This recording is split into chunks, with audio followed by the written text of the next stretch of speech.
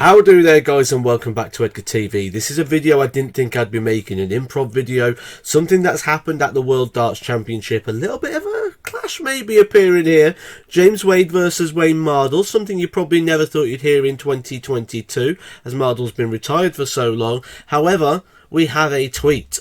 The tweet coming from Wayne Mardle, at Wayne501 Mardle. Apparently, I live in more players' heads than I thought. Now, this comes because of something that happened this afternoon. Now, Jason Digby here has put a reply in here. You set another player, Wayne. Wayne's response, breathing does that, which actually appears to be quite true with Mardle. We've seen a lot of people have a little pop at him in interviews. Most recently, Rob Cross at the Premier League when he did the children's food mouth interview backstage.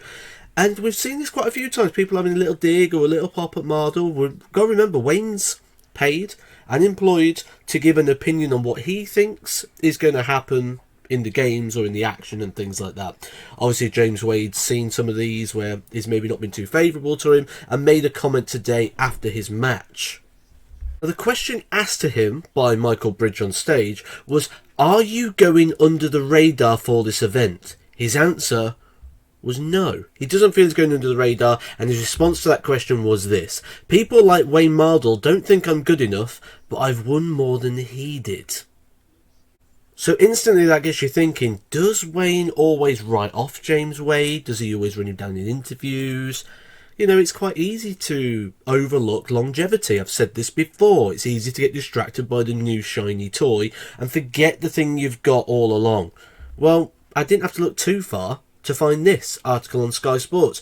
Wayne Mardle says James Wade is a special player, believes he has more courage than other players, and backs him to edge Jose de Sousa in the final of the Grand Slam of Darts.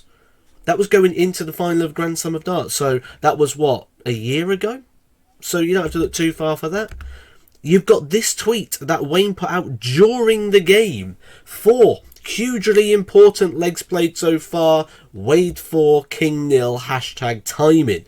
That again goes down that road of courage. Because what he's basically saying there is a lot of these sets went to deciding legs, and James Wade put in the best legs at the right times and won those moments. And there's not really too many negative articles that I can find out there. I found this one, which you could say is negative, but it's kind of a prediction thing, which again, like I say, is his job. This is from Darts News. Good writer, Sam Gill, puts out here, basically that Mardle was asked who he thinks is going to get relegated from the Premier League at that point in time.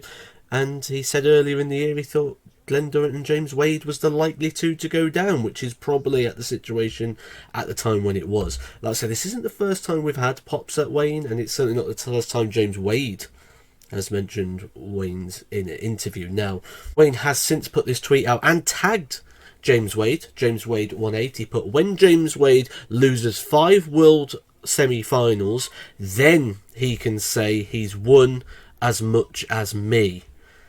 I'm guessing that's like a little diffuser to this, but I think there's something just simmering here a little bit. It's very unlikely that Wayne would go to Twitter and respond the way he has to the comments.